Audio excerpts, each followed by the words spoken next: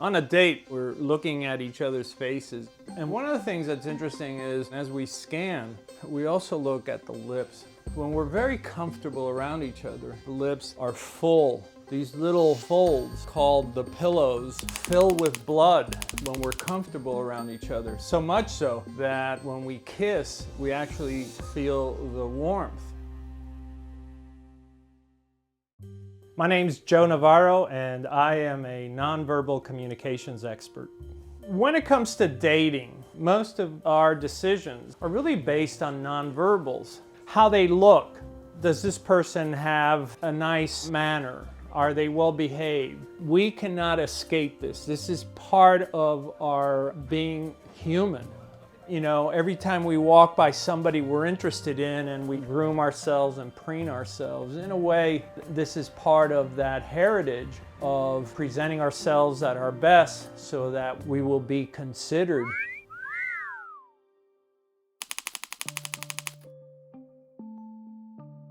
So let's look at this couple on their first date.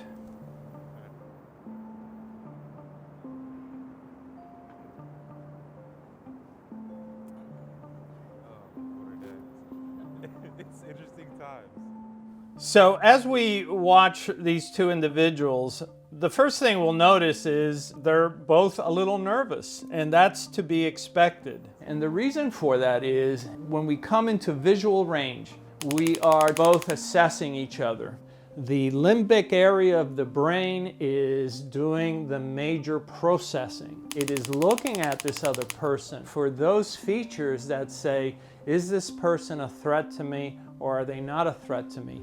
Do they look healthy, respectful? Are they well-mannered? Do they look well-groomed? Things like this.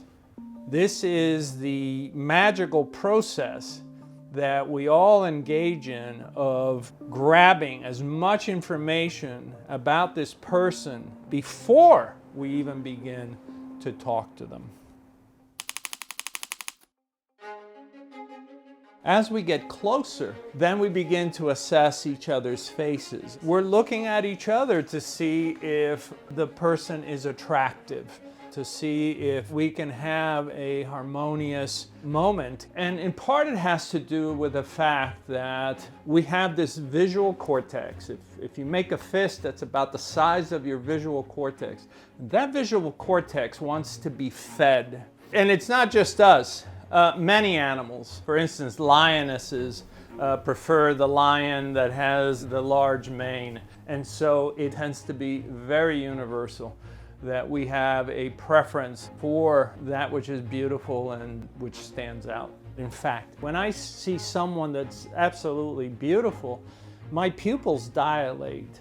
We don't have control over that. We know that because we've done studies on babies, and their pupils dilate when they see something beautiful. So the more that we like each other, the more of the scanning that takes place. You can certainly see the man scanning the woman, and usually that scanning is eye, to nose, to mouth, to throat, back up to the eyes. And it's this triangle. Look at how often they're scanning each other versus I'm looking at you 1 second and then I'm totally looking away and back and forth. As we see from the video, there comes a point where they stop being sort of restless. They sort of settle down and they've now transitioned from getting acquainted and getting situated to the conversation in earnest. One of the first things that stood out for me at the 2-minute mark is you see her legs stretched out, which is a terrific indicator that she's very much interested in this individual, because otherwise that leg would never go out that far. It would remain restrained. This is a very limbic response, which at a subconscious level says, I'm willing to spend more time with you, so much so that I'm on one leg and off balance. That it's towards him is very positive, because when we're getting along with each other, we're going to see more reaching out towards the person I'm talking to. And these are similitudes of, I wish we were closer together. When we're very comfortable, we tend to touch things. We may actually touch ourselves, whether it's our watch or our hands or a purse or something. We become more tactile because our body is asking us to contribute to the positive nature of what's going on. And that's what we're seeing here. You'll see some self-adjusting on her part to make herself even more comfortable. Conversely, we see the man rubbing his hands on his knee. So they seem in a position where they can feel comfortable with themselves and with the other person. Hand gestures are so much part of communication because they help to convey a story visually. But they also represent our emotions. Let's say a woman is playing with her hair as she is talking to a man, and if she likes the man, what we'll see is that she'll rotate her wrist so that when she plays now with her hair, the inside of the wrist is now facing the man. In the old days, when a lot more people were smoking, you would smoke this way, but the minute you liked the person with you, then you would rotate the wrist towards that person.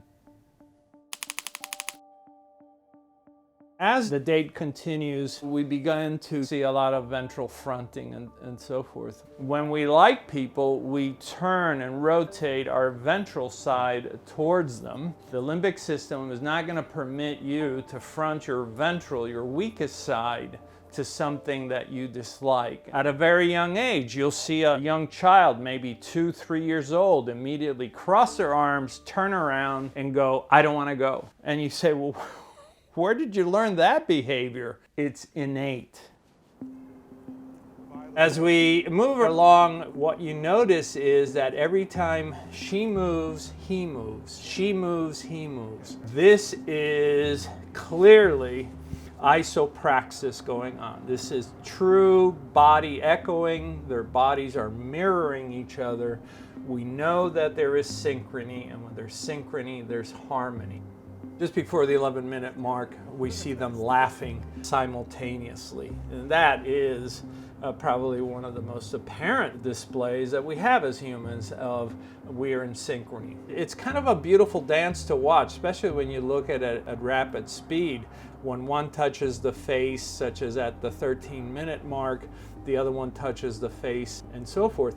As you move between 30 and 33 minutes, you'll notice that the quick head movements that she makes are mirrored almost perfectly by the same head movements that he makes, which again is indicative of psychological comfort and harmony. We can tell that there's a lot of interest. We see them leaning in, we see them expressing themselves, and so forth. These behaviors are very much consistent with what we would say, hey, they're getting along.